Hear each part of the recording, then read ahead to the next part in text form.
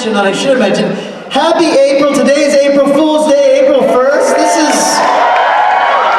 I have not had a joke played on me yet, but I'm expecting one. I'm a really good sucker for an April Fool's joke. Well, Rob, we wish this was a joke, but are you going to tell them the bad news?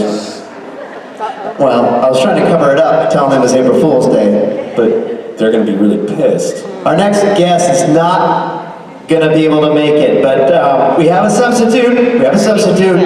I know, I get it, you're all Castiel fans. But you're gonna like this guy. He's got green hair, he's super fun, and so, you know, treat him kindly. Ladies and gentlemen, Misha!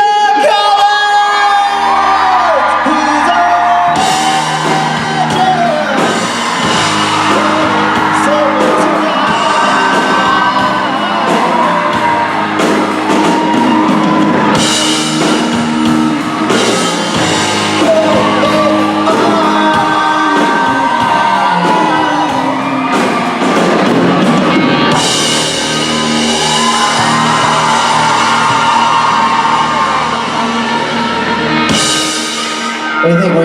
I think I really fooled them. You really fooled them. They were like, what? Wow. Green hair? This guy. Who is that? Who could it be? This is nice. Normally, yeah, they put the audience so close. Right. And we had complained, obviously, about that quite a bit. So it's your fault. Now, it's nice. There's this nice separation. We don't have to be able to see your faces.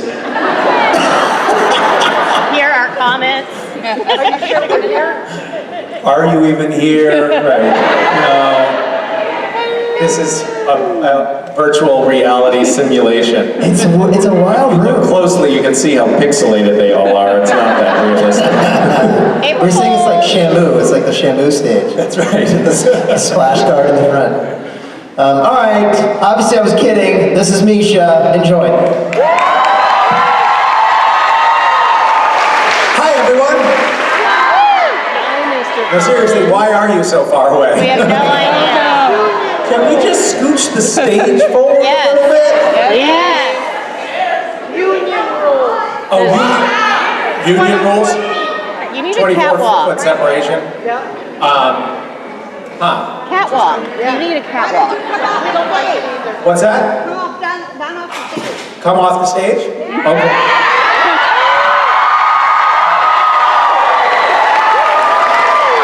Hi. Oh, that's better. Well, several of you are real. Okay. That's nice to see. That depends. How do you all feel about April Fools? I was just talking to someone who was like, I hate all of these calendar holidays, and I said, first of all, it's not a holiday. It's not a holiday. It's a way of life.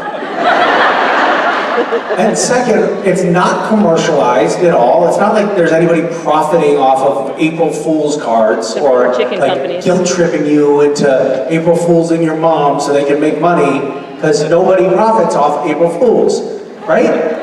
Although if you could monetize it, that would be awesome. That's a great idea. Thank you for helping me workshop that. It would be really awesome to be able to figure out how to crack the code and make April Fools a money-making machine. I used to really feel like it was one of the most important holidays. And it was mostly geared toward my mom.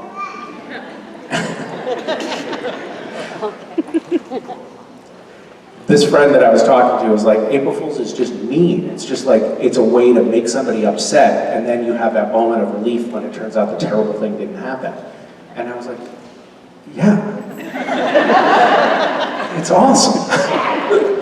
When I was my son's age, I was 12, I got up early, and I went downstairs, and I took all of anything that could be construed as potentially valuable out of the living room and the kitchen, and put it outside behind the house. And then I opened up drawers and dumped them out and took over the remaining furniture. And then went back up to my room. And I waited so eagerly. I felt more excited than a kid would feel on Christmas morning. And then there was this like beautiful sound came up the stairwell of my mom screaming, "We've been robbed!" so good. Has anyone been April Fool's today? Yeah, the seating. Yeah, the seating here. Rob's, lame. Yeah, that I gave Jared's ticket for your photo.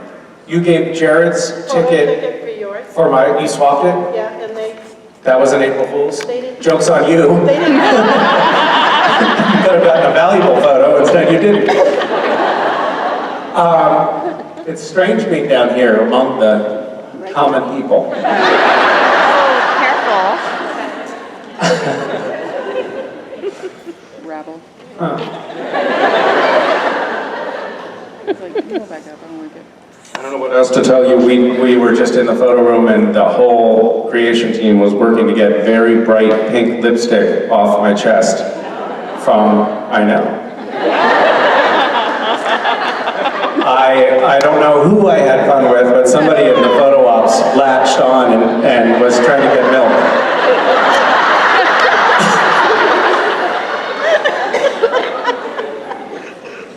Can I show your photos? Okay, I'm gonna go back up on stage. Thanks, by the way, girls, for helping me with that. Does anyone have a question that they want to ask? Hi, okay, so since it's April Fool's Day. Yes. Do you have any fun stories about like pranks behind the scenes that y'all did on Supernatural? No. None whatsoever. We used to torture each other quite a lot. Yeah.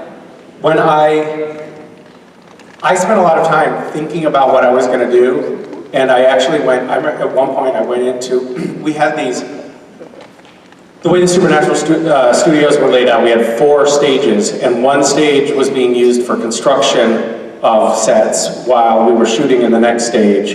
And so there was always a lot of construction going on, and we had these big, those giant construction dumpsters and forklifts. And I had a couple of meetings with the construction foreman about what it would involve to use one of the forklifts to put Jared's car in one of the dumpsters.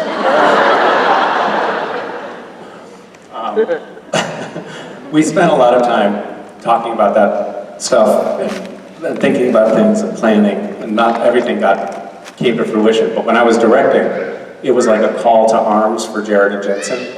And normally, like when you're prepping for an episode, you're learning your dialogue, maybe you're making, some calls down to the producers in LA to make some minor script adjustments or something, and prepping for the episode that I was directing for Jared and Jensen, which was just figuring out how they were going to torture me. And so, in advance, I would get like crew members coming up to me being like, "Hey, Misha, so when you're directing, just make sure you don't let anyone near your car keys." Or, "Hey, Misha, when you're directing, just a little heads up, make sure you tell the desk at the building where you live not to let anyone up into your apartment." So it was like whatever they were planning had gotten personal and had come into the home. Like they were planning to do God knows what at my house. When I was directing, when I'm directing, I get kind of pacey and energetic, and we had these like director's chairs that, you know what a director's chair looks like. It's the canvas stretched over that wood frame, right? And I would be like, okay, talking to the actors, and then coming back to my director's chair with the monitors so you can see what the cameras are seeing right here. And I'd sit down on my chair, and the fabric would have been removed from the wood and just laid across. So I would fall on my tailbone and hit the ground hard, and I did it like 5 times. I kept forgetting to check the chair, and I was sitting on a secure seat at one point, watching the monitors, and we were doing the scene, and Jared kept screwing up his lines, and I was like, okay, just keep rolling, everybody, because I'm just off the set, so like in another room. And they were in the Men of Letters set. And I said, keep rolling. Keep rolling, everyone. Jared, just give it one more time. You got this. And it was weird because Jared doesn't really mess up his lines usually. Like, he's not a professional, but the one thing he can do is say his lines. And so he kept screwing up the lines, and I was like, fine. And finally, like, I had said keep rolling like 4 times, and still was messing up. And I was like, okay, all right, everybody, cut. And I just went to go talk to Jared to see like if I could. So I opened the door under the Men of Letter set. And Jared when I had yelled cut, he had jumped out. He was standing on the side of the door, so when I opened the door and stepped through, he had a whipped cream pie in his hand. And he really hit me in the face with that pie. But he was also like, he had worked up a lot of excitement and energy about it. And say what you want about him, he's not tiny. And he put his hips into it, and like he was throwing a javelin at the Olympics, and he just went, whoa! And the whipped cream, I think there's still whipped cream in my brain. Like it went up my nostrils so hard, and it was shocking. It was like I was destabilized and. Like it was in my ear canal, and and it took a while to clean up. Like, I don't know if you know this, but whipped cream stings your eyes. It's just like very unpleasant. Cleaned up. I didn't have another shirt. Jensen went, got me another shirt. I changed into Jensen's shirt, and Jensen was at least like kind of nice about it. He was like, "Sorry, man. I know what it's like to direct. Sorry, Jared. Dude, not cool." And of course, the camera crew, everybody was in on it. So by the time I had walked through the door, the cameras were all rolling and pointed at me, and everybody was laughing, and I was like, you too, huh? You too. And we still hadn't finished the scene, which we did. We finished the scene, of course, now that he'd gotten this out of his system, he said the lines immediately. And we were walking outside, because from that scene we went right to lunch, and we walked outside, and I was just like a little irked, because my tailbone hurt, I had whipped cream on the brain, and I was walking towards the lunch tent, and Jensen was right behind me, and he said, "Hey, Mish," and I said, "Yeah," and he hit me in the face with a whipped cream pie.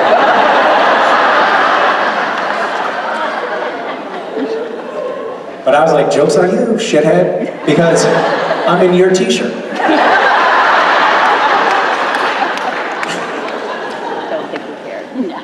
There you go. Just put it in with his wardrobe and pick up all. Hi. Hi, Misha. How are you? I'm good, how are you? I'm doing well. Thank you for asking. I don't really have a question. Well, you've come to the wrong place. I got picked. I did want to tell you thank you. It's been like 7 years, but you responded to a text one time for me, and I had a really important question, and it had to do with somebody that passed away, about trying to get an episode dedicated to him.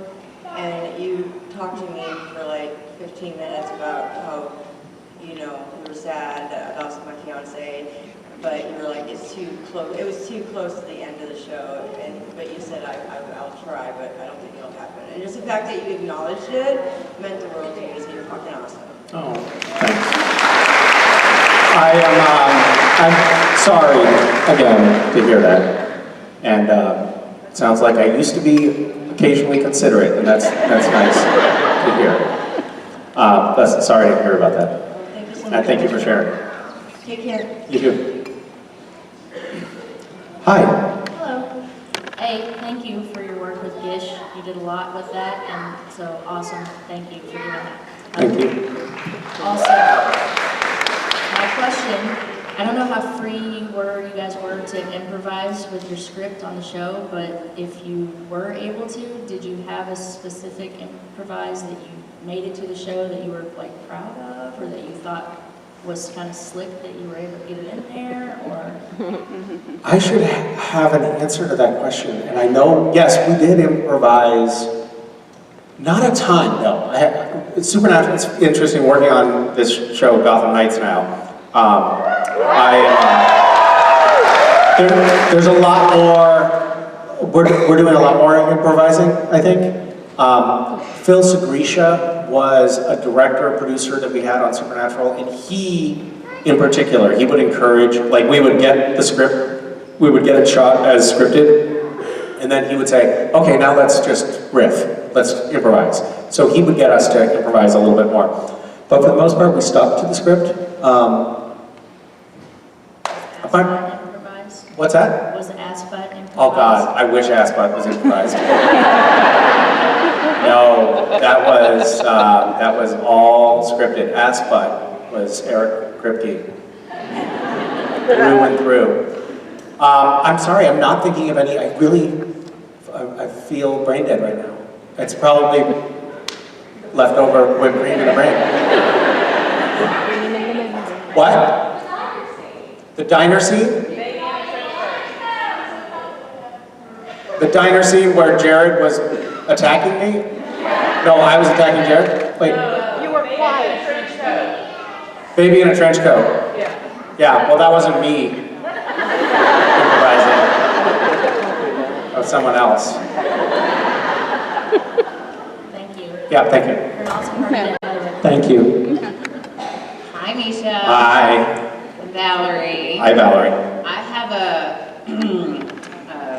New Orleans-related question for you. Okay. And names have been changed to protect the innocent, because this might or might not have actually happened to my group of friends, and I will not use their government names, so. Okay. Would you rather have to pee on the sidewalk during an evening ghost tour after having one or two too many hurricanes, or get so excited about random bubbles appearing on the street during random ghost tour that you smack a stranger while you call them a bitch?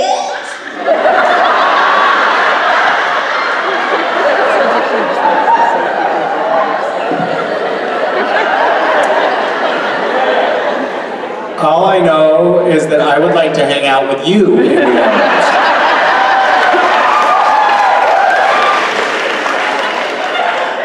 Both are very minor criminal infractions. So, like, from a legal standpoint, I don't think anyone is going to spend too much time in jail. I guess that's assault. Never mind. It was a love tap. But it's a stranger, and that's the key, because strangers are often it's hard to know in advance how a stranger is going to take it when you slap them in the face and call them a bitch. Let's try. I don't know why they took it so badly. I was just slapping them in the face.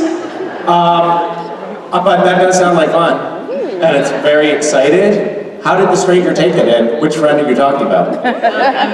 I'm not allowed to use her government name, but she does go by Ash as her pseudonym first name. Okay. He did not take it well. He gave her a death stare. And But there were no lawyers involved. There were no lawyers. Well, that's There were great. no police. That's a win. Yeah, I'm glad he might have been a little full of hurricanes as well. I see. Yeah, that helps. Yeah. Thank you for that great question. Yeah. Hi. Hello. So a couple days ago, you posted on Twitter that Zaddy Dent was trending. So how do you feel about that? That now you're getting the recognition that you deserve. As Zaddy Dent.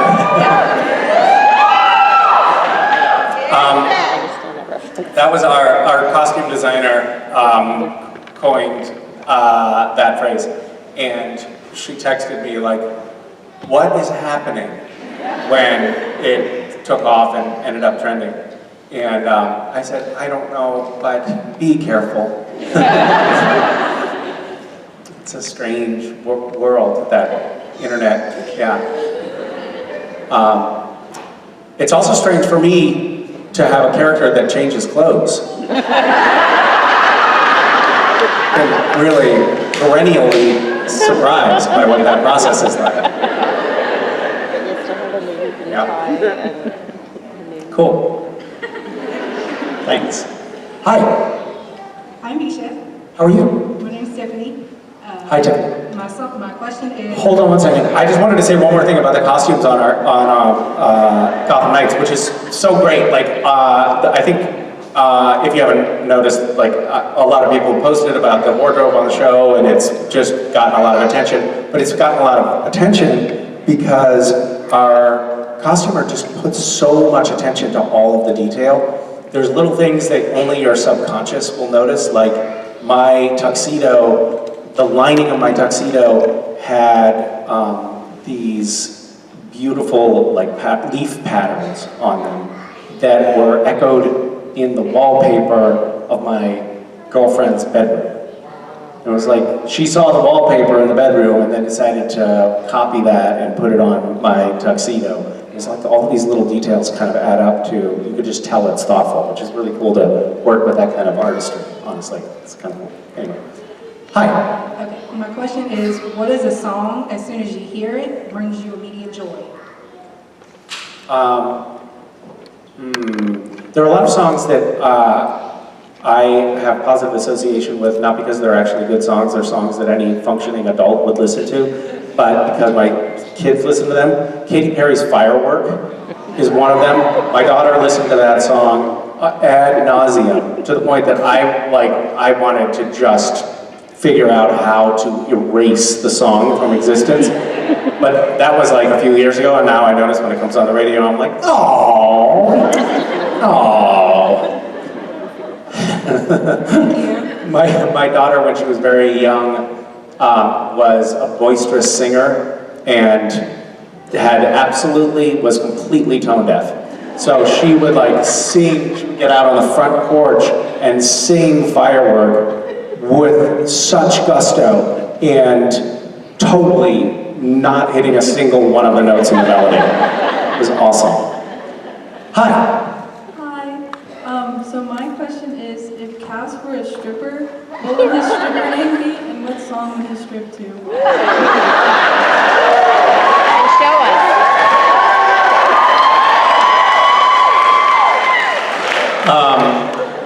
Angel and Stairway to Heaven, I think.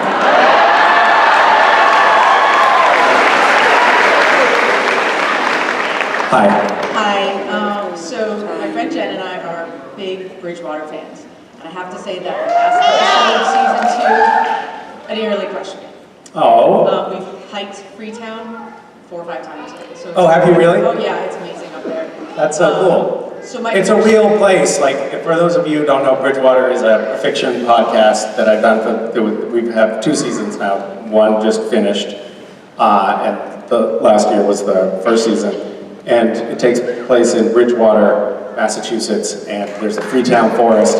And I grew up in Massachusetts and was very surprised to learn after finishing the first season that those were real places because I did my homework. Okay, so my question is that after everything's said and done, would Jeremy decide to investigate other triangles in the U.S.? Like love triangles? Well, yeah, that too. I mean, go with that. It's the Bridgewater, for those of you who don't know, the Bridgewater Triangle is like the Bermuda Triangle, and the idea is there's this little area in Massachusetts that is rife with supernatural entities. I don't know, great idea. He could become a road show. Right, no, I agree. He could get an Impala and start driving around. It would be big enough for this. That always bothered me in Supernatural, by the way. If you look at the maps of where they've been, it's crisscrossing the country, back and forth. And if anyone has ever owned a vintage car or driven in one, you know that you like feel like it's a Hail Mary if you're trying to go to the grocery store.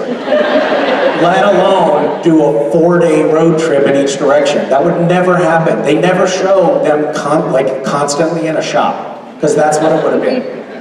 With 17 miles per gallon. 17 miles a gallon would be generous. I don't think they would do that well. With the amount of equipment in the Right. car. And they never talk about that. Like, God, like, Sam, I don't know, man. Our carbon footprint is pretty horrible here.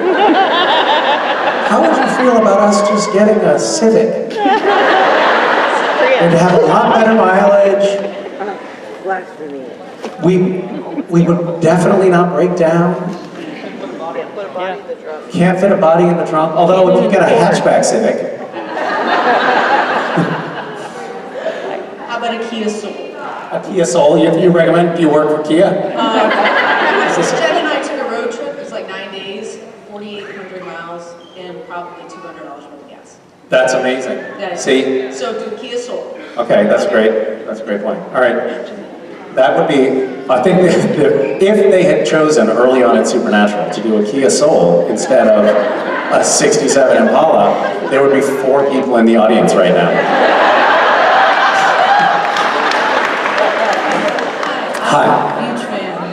I was wondering, you had said at one point that you were watching the show with your kids, Supernatural. What did they think of it, and did y'all finish it? We did not finish it. We got recently distracted by Gotham Knights. And at first they were like, I don't know, Dad. I don't know. And I was like, guys, what are you talking about? I thought you were going to love this.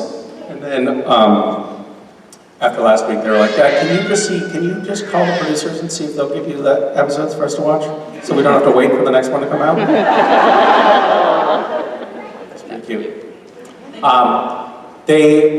They do have nightmares. My daughter particularly gets very scared by things like decapitation and stuff. I don't know why. Like, it's super hypersensitive of her.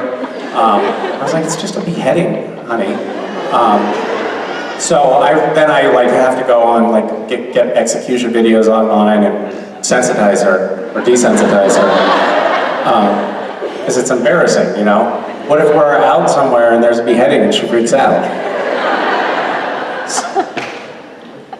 So anyway, I'm a good parent. Hi. Good afternoon. What do you think Castiel would think of Harvey Dent and vice versa? Well, I think that they would both say of the other, that guy's pretty good looking.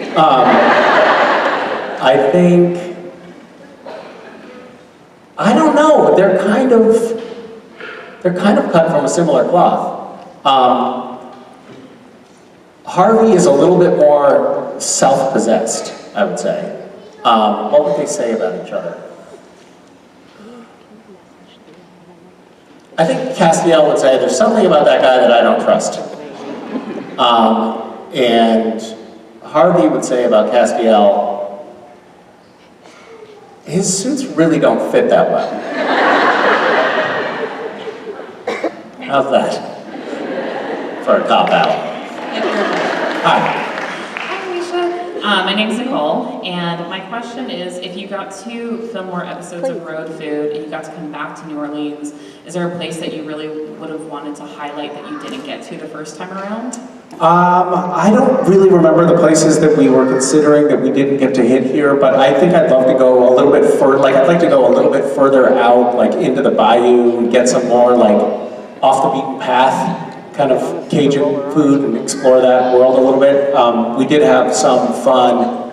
That part of the exploration for me was really cool and kind of fun. I just went for a jog this morning and ran past a place that we went into for road food, and I was like, oh, I was in that kitchen. It was dirty. But the food scene here is really cool. It's really fun. Do you have any recommendations for me? Where should I go? Oh my gosh. Well, I just spent like a week. I've never been to New Orleans before. Oh, you're not from here? I'm not from here. I'm from Utah. This is the first time I got to I was just in Utah yesterday. Really? Yeah. Oh, I almost didn't make it here because it was snowing so hard. It's so bad this year. I was in Park City and there was a record, like we crossed the threshold while I was there for the most snowfall on record in a single season. It's like just dumping. It's crazy there right now. I know. I live in Salt Lake City, so just over the mountain. Okay. So, but it's been crazy there. But I don't know if I have any. That's fine because you don't live here and it would be weird for you to know. Yeah. You put me on the spot. I don't have any recommendations. Well, thanks for the question. Yeah, of course. Nice talking to you. Hi. Hi, Misha. I'm Victoria. Hi, Victoria. So I know you talked a little bit about Bridgewater already. Loved it. Crossing my fingers for season 3. Great. If there is a season 3, what would you like to see be highlighted in season 3 of Bridgewater? Oh, I don't know. What are your ideas? You know, it's funny. I was just playing on the plane yesterday. I was playing with Bing. What? Do you know the chat bot on the Microsoft Bing chat bot? So, That's not what I heard. what did you think I said? No, I'm not gonna say. Get your mind out of the gutter, woman. I was playing with Bing, and first of all, Bing will not write erotic stories for you, so don't bother asking.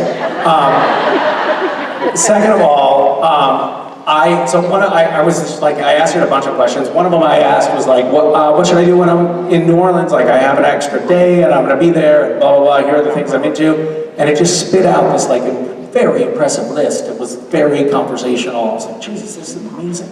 And then I said, randomly, I was like, so Supernatural, like I keep getting these questions from fans about, where is Cass now? What is he doing? Could you just help me sort that out? Like, what would you say, if we came back for a reboot of Supernatural, where would we start? And Bing then proceeds to just like, the text is just like pumping out, and Bing is generating like this new storyline. It's like, well, Sheriff Jody Mills is there, and like all of these like characters are flowing into this story, and it's clear that Bing knows the characters and their relationships to each other, and it's like mind-blowing. And then all of a sudden, it deletes. And I'm like, what the hell? And I type, what happened? And Bing says, oh, that was my bad. And I said, what do you mean? Well, where'd it go?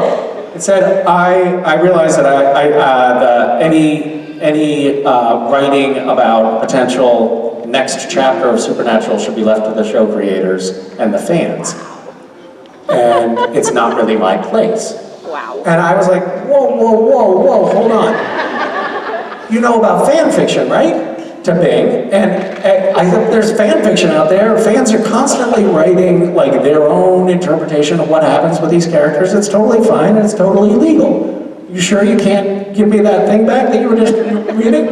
And Bing says, I am fully aware, like a snarky little tone, I'm fully aware of fan fiction. I'm like, well, you dirty Bing, shame on you. And so it was this really funny exchange, but long story short, Bing was like, I'm not touching that, it's a third rail, and Bing was like, fans could be really upset at me. I was like, how do you know about that? I know about that, but how do you know about that? Totally bizarre. So anyway, you asking about like what I'd like to see next, what I'd like to do is just ask Bing, like, what do you want to see next on Bridgewater? All right, but what I'll ask, you be my Bing. Just don't delete it when you're halfway through. So maybe Jeremy crosses over to that other dimension and maybe saves some people and brings them back? Oh, great idea. Thanks. You're welcome. It writes itself. Or actually, you write it, but that's great. Have you played with any of this AI stuff? I have not. Do you have any hope to? Based on that experience, I don't know, if it's not an April Fool's, that's a little spooky, so. Yeah, it's all a little spooky. I found this other thing where you can, I recorded like a minute of my voice, and then type in whatever text I want, and it says it back, like audio, in my voice. So you can get, online, if you have enough of my like recordings of my voice, which of course there are enough out there, you can have my voice say, this is an outrage, Donald Trump should not have been indicted. And it's kind of amazing. Yeah, it's shocking the stuff that's happening and how fast it's happening. We are going to be completely obsolete. Yeah. Never, So. not you, never. Nice talking to you, or at you. Nice talking at you, as the case may be. Yeah. Hi. Hi, Misha. I did not. Yeah. Hi. I didn't think I'd be picked for a question, so I did not come prepared. So I apologize. That's but okay. I did notice during photo ops that your hair appears to be a different color than it was the last time we saw you. You're very observant. Most people don't notice It this. wasn't actually me, but I'll take Oh, you credit didn't for it. actually notice it? Somebody pointed it out to you? Right. No, my friend did. But can you tell us a little bit about why your hair is blue? Kids wanted, we were at CVS and my daughter said, oh, I want to dye my hair. And then, and so we went, we were in this Airbnb where everything is white. We all know where this is going. Yeah, it was white, it was white. And so my son was playing a video game with his friend, so online they were chatting to each other, and I was talking to Mason, and Wes was like, I want to dye my hair too. And he was like, it's not permanent, right? And I was like, no, it is permanent. He said, haha. And I was like, no, really, it is permanent. And he said, haha. And then he came back in, and at that point, Mason had her hair dyed green, and my hair was soaking, the blue was soaking into my hair. And my son said, okay, so really, is it permanent? And I said, yeah, it's permanent. And he looked at me like, Dad, come on, really, obviously you're not gonna be dyeing your hair permanent blue. And then I said, and we gotta be careful because it will come off on the towels, so we have to be careful. He's like, okay. And so he sits down, put it in his hair, and Mason says something about like, it'll never, so what, it'll have to grow out, it will never go away? And I say, yeah, honey, I mean, I guess you could cut, because hers, we just did the tips of her hair, so I said, you could just, cut off the ends if you decide you don't like it. And Wes said, but you said it wasn't permanent. And now he has the dye in his hair, and his eyes are like, you said it wasn't permanent. And I said, no, I said it was permanent. And he said, no, but you said it would come off on the towels.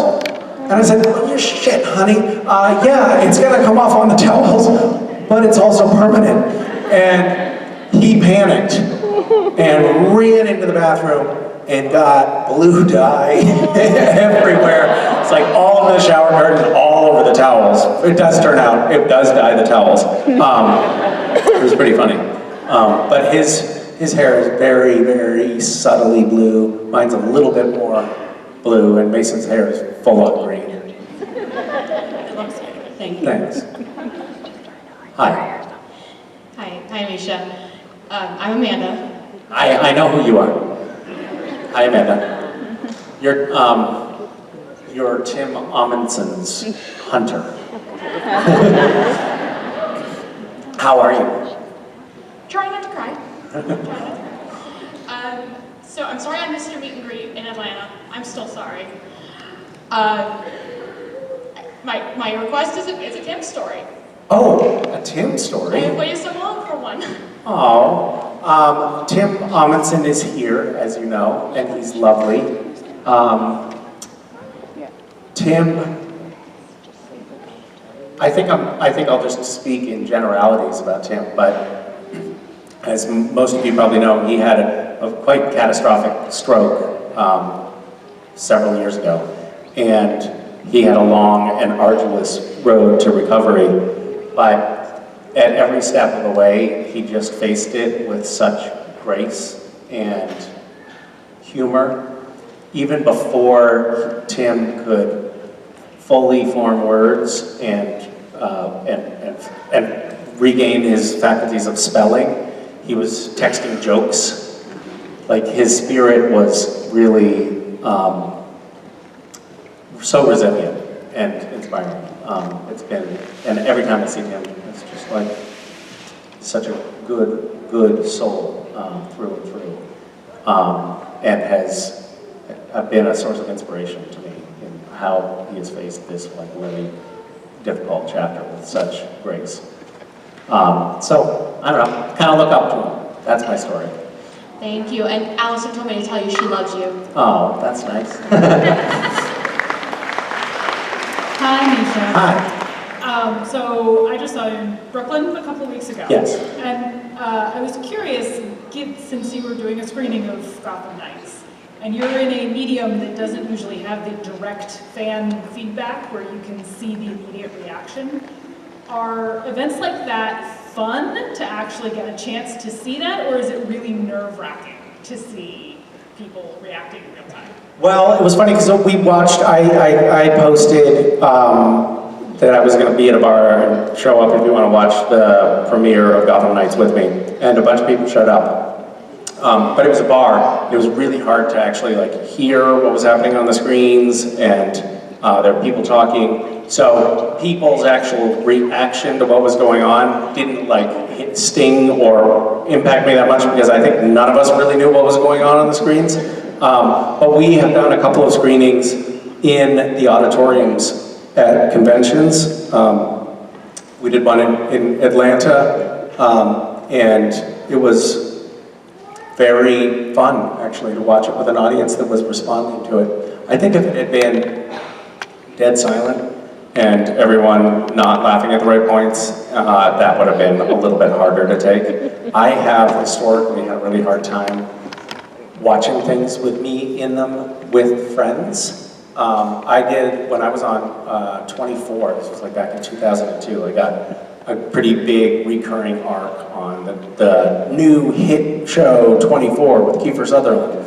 And it was my first big TV gig. And I had a bunch of friends come over to watch the first episode. And I was like excited about everybody coming over. And then they got there and it started, and I was like, oh, this was a terrible mistake.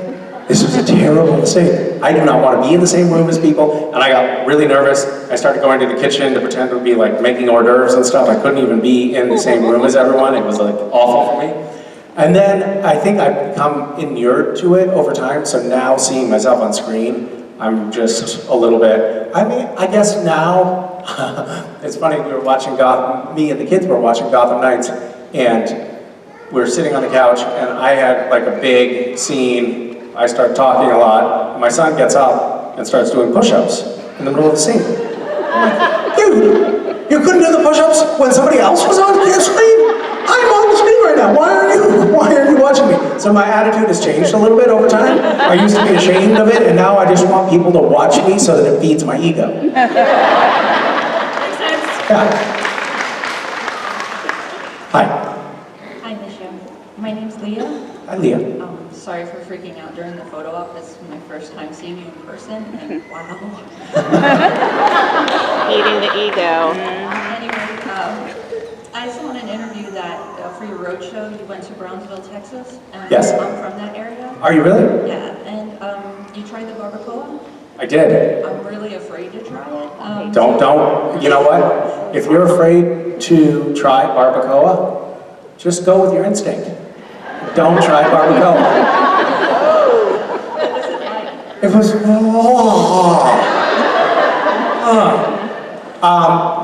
if anyone is like on the fence about maybe I should be a vegetarian, then what you should do is go take the meat of barbacoa off the skull of the cow, and you will be for sure a vegetarian from that point forward.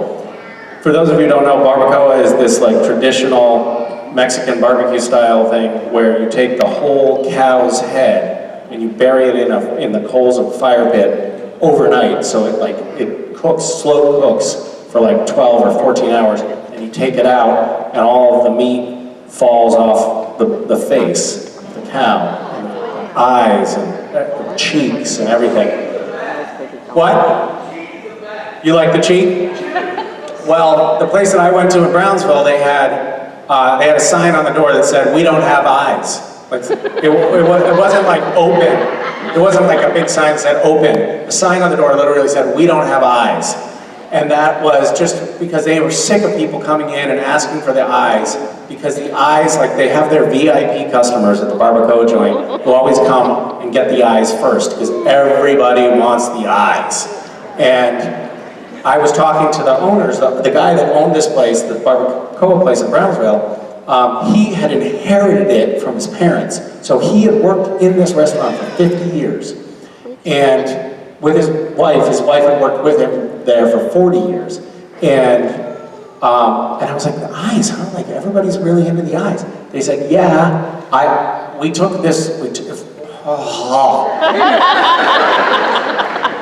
took the head out of this pit, took the tin foil off, and then pulled out the eyeballs, these giant calf eyeballs, and he was like, you have to take out the pupil because it's bitter.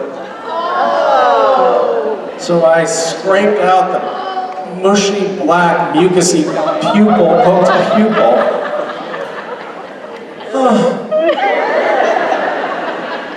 I think I might be a vegan now. And then, so I said, so really the eyes, huh? Like, people are really into the eyes. And I said to the wife, I said, why? Like, are they that delicious? And she said, I don't know, I've never tried it. 40 years this woman has worked here. I said, shame on you. You have worked here for 40 years and you've never tried it? Well, you and I are having eyeball tacos today. Which was a mistake. Because 2 wrongs doesn't make a right, and Well, now I can tell everybody I can't try And you know, the other thing is, if you think about it, like, at some point, someone was like, took a bite, and they were like, well, I think it'd be good without the pupil. Like, who was the first one that took a bite of the pupil to figure out, let's not eat the pupil again. Let's not eat the eye at all. Would be my vote. Anyway. Well, now I can tell everybody that Misha Khan said no. So Well, now I feel bad. You should try it. I think you'd like it. I was sitting on a plane with this guy next to me who was like, you know, you should go to, like, check out there's these plantations where you can go and you can get mint juleps and you can sit on the porch and you can look out and see what it looks exactly like it did, you know, 200 years ago when there were slaves out working the plantation. And he was like, didn't know me, he didn't know, like, that I was an actor or whatever, just knew that I was going to New Orleans. And he was like, you would really like it. I think you would really like it. I was like, how the fuck do you know what I would like? You just sat down next to me on the plane. You think I want to be sitting on a porch imagining what it would be like to own all of those imaginary slaves out there? What is going on? Who says that to a stranger? I think you'd really like it. Anyway, long story short, I do think you would like the barbacoa. It's your kind of food. Hi. I don't have a question. I did also, I came unprepared. I was on purpose. It's this side of the room. Yeah, it is. Yeah. So, my grandmother and I, we were always really close. And, I'm sorry, she got really sick. And she moved in with my aunt. And so we were 2 states away. And Supernatural was how we stayed connected. And you were her favorite. She loved you so much. And I just wanted to thank you for bringing that to us. Well, thank you for sharing that, and I'm sorry. Is she gone now? She is. She passed away in 2011.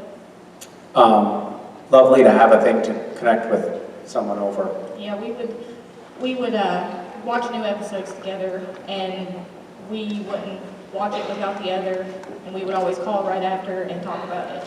Oh. And she apparently had very good taste. She did. I was more of a Dean girl, but like my shirt says, Dean girl. Nobody's perfect. Yeah. Yeah. So I have a soft spot for Cassiel as well. Well, that's very sweet. I have recently, I just took the kids a couple weeks ago to see my grandmother, who's 98, and not doing super great. Yeah. And it's a hard thing to every time I see her, I don't know if I'll see her again. Yeah. But I've been searching for the thing to bond with her over, because we don't have like that shared cultural thing. It would be so sweet to be able to do something like that. So I'm just lucky. Every once in a while I'll get a story from someone about how like the family coalesced around the show. Yeah. And that's always nice to hear. It's always nice to hear that there was some like positive thing that came out of these like idiots running around killing imaginary monsters. That's nice to hear that there might have been some positive moments there. Thank you. Thank you.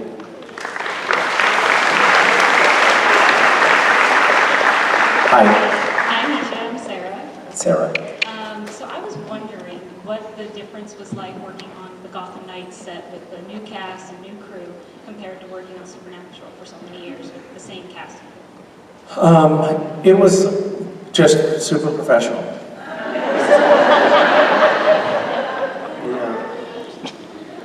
It was weird because when I used to show up to work on Supernatural, it felt like, it was like, all right, I'm gonna go in there, I'm gonna fight, and I'm gonna try to say my lines, but everyone else that I'm in the scene with is gonna be trying to sabotage me and make it impossible for me to do my job, and I just assumed that that's how acting in television was. It turns out there are certain shows that you can work on where everyone is just trying to do a good job in the scene and trying to support one another. It was pretty disconcerting and threw me off balance. It's like, what are they really up to? I didn't trust anyone.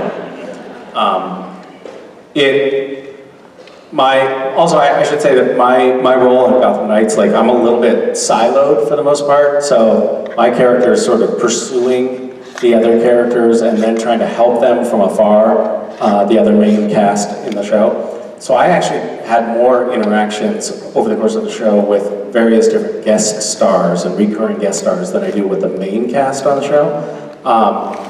So I didn't get to watch them unravel as the season went by and become unprofessional, like I'm sure they did. No, it was actually really nice to work on, but it was a completely different environment. And I do miss the everybody trying to sabotage one another in a scene vibe that we had on Supernatural. That was fun. But it is nice to have everybody showing up and just trying to do their best as well. Thank you very much. Thank you. Hi. Hi, I'm Megan. Hi, Megan. On Road Food, you said that cooking is one of the ways that you show love for other people. So my question was, what's something that you like to cook for everyone else? I love cooking all kinds of things. But I guess for some reason, breakfast is like I love making breakfast. And I do it for my kids. So I'll make, on a school morning, I'm always making from scratch waffles or omelets or something like that. That's a little bit elaborate, takes a little bit of time. And it's there's something in that gesture for me it is about showing love for the kids. And I'll do it on school mornings when there's not, a ton of extra time and they're, tired and still getting dressed and, rolling out of bed. And I'll say, you little shits, get your asses to the table right now and eat this hot breakfast that I made for you. I'm sick and tired of your disrespect. And that's how I show love to them.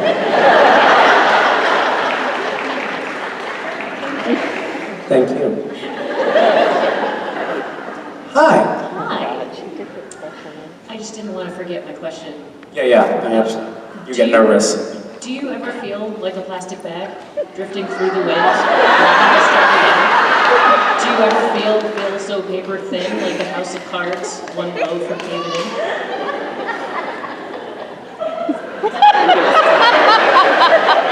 I'm a firework.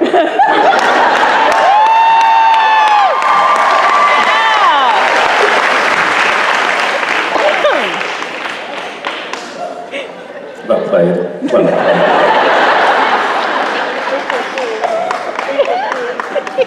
Hi. I'm Elena. I'm very nervous. Bear with me. I'm not laughing at you being nervous. Sorry, that was rude. What's also rude is me talking over you, which I'm still doing. I'll stop. Hypothetical. So, Cass made a deal with the Empty to bring Jack back before the confession was ever planned, to the best of my knowledge. So, had the confession never happened, we're very glad it did, but had it not, would that storyline still play out? What do you think Cass's true happiness would have been? Or do you think he would have gotten out of the deal?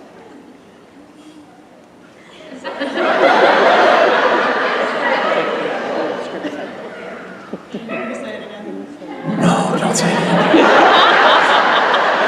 that a Cass voice?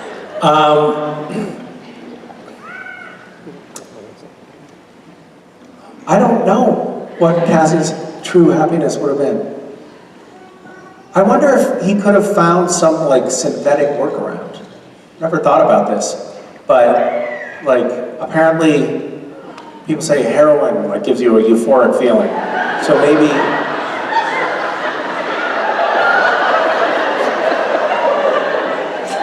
I'm just spitballing, but maybe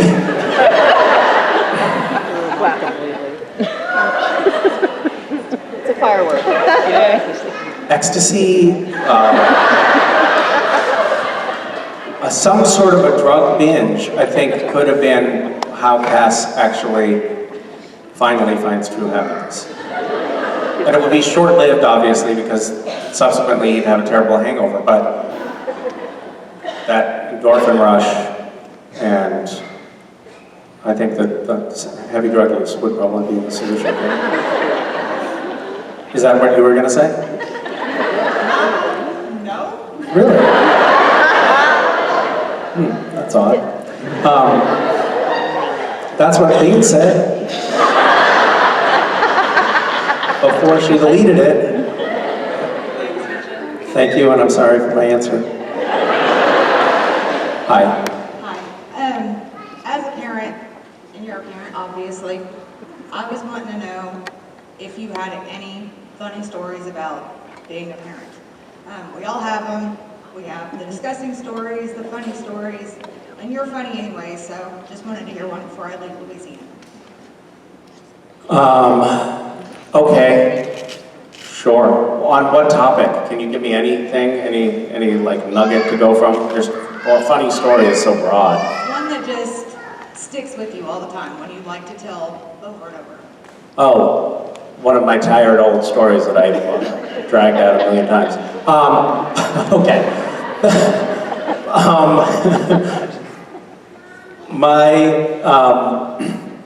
My daughter this is a very short one, so I think it'll be good because it's tired. My daughter has a way of just on a dime sort of changing the vibe in the room. God, what was it that she said recently? Oh, we were driving, this was just now in Park City. She was like, Dad, what does erotic mean? And I was like, I don't know, honey. What do you think it means? She said, just tell me, what does erotic mean? And I said, I don't know. What do you think it means? And she said, I know what it means, Dad. It's like hungry. I was like, yeah, that's right, honey. Stick with that. This was some time ago. I was reading West and Mason's story. Oh my God, I just played the video that I posted online. I totally forgot about this, about where Mason, my daughter, was explaining how babies are made.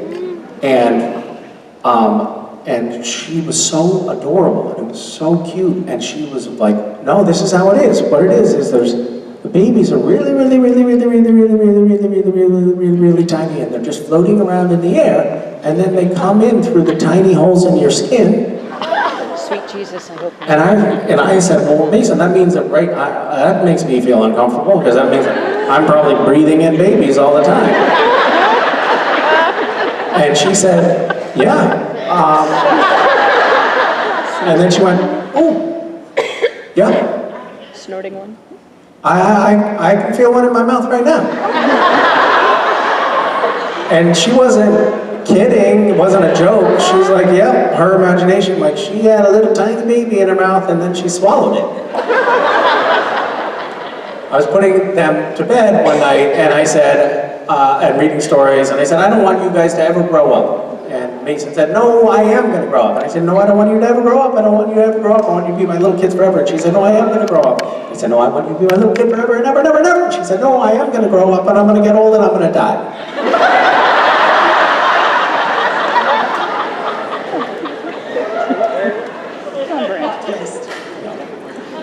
I was we had this problem with the kids for a long time, which was that they would wake us up and we never had a full night's sleep. They would crawl into our bed, then pee on us.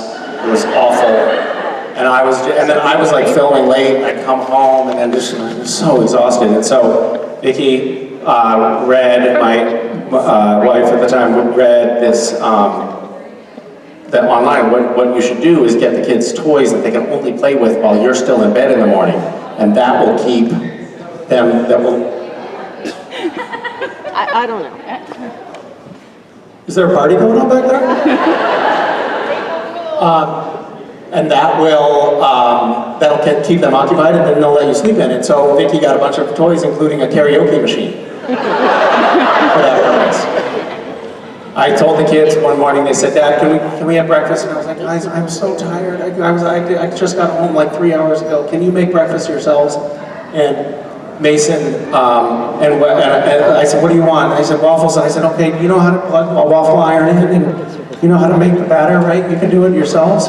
I said, just scream if there's a problem. And about 15 minutes later, there was screaming. And so I went downstairs, and Mason had, in fairness, fallen because while she was making the waffles, she decided it would be faster to go from the refrigerator to the tape to the counter to the stove if she was on roller skates, and the roller skates would be faster if she put olive oil all over the floor. But they didn't have a lot of traction. She fell, hurt herself, so, yeah. Thank you. Just didn't have the right. Hi. How are you? I'm good, how are you? Do you want to take one more question? What's going on backstage? There was like a party back there also. Yeah, there's a party going on. Children being murdered. April Fools. Ritual sacrifice. We're not really killing babies, guys. And you know. Are you sure? Yeah, no, there's a big party. Have you been the recipient of any good April Fool's pranks? No. Ever? Oh, in my life? Yes. You remember what they were? When I was a kid, my dad, before my dad left, which was a great April Fool's joke. When my dad was still around, he did one time that was like, he said there were tanks coming down the street. I remember. I was 7 years old, and he's like, there are tanks, we're at war. There are tanks coming down the street, and I was like, what? That's a good one. Yeah, that was a great one. Yeah. It was great. No, he's a good guy. I can't remember. That would be an amazing April Fool's prank, though, if you were to leave your family on the 1st of April. Right. And then you can play it out for as long as you want. Sure. Because at any point, a decade later, you can come back and be like, April Fool's, and they'd have to forgive it. Yeah, totally. It's a good-hearted, it's a good-natured prank at that point. Yeah, and happy graduation. And you got us. You really got us. We thought you actually did leave for 10 years. You were like, well, I did a joke. I didn't want to. It was just a joke. And this is my new family. I'd like to introduce you to. Yeah, I'm still waiting for that.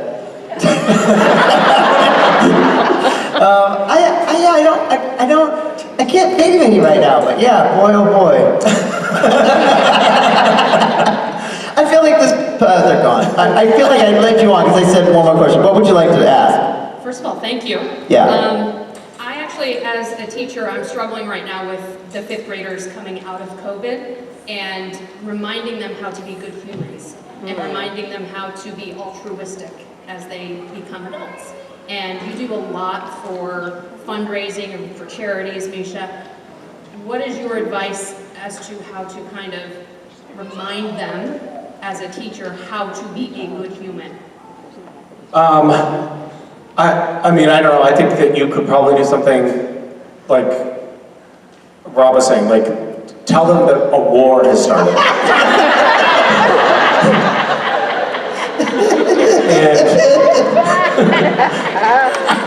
And like, they're probably not going to see their families again. But I'm sending them to you. I'm not taking.